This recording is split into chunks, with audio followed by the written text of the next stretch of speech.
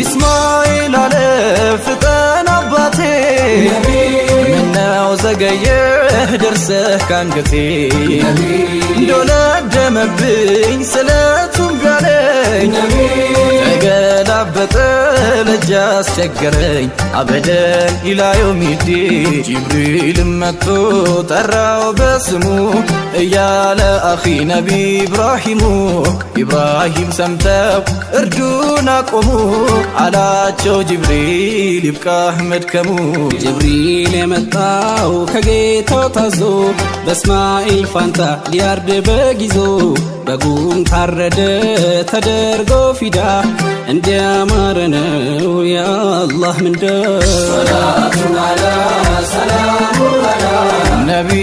ለልቤ ላይ ነው ትንኩ ነቢ ሐሳቤ ማትፋቁ አበደን ኢላ የውሚ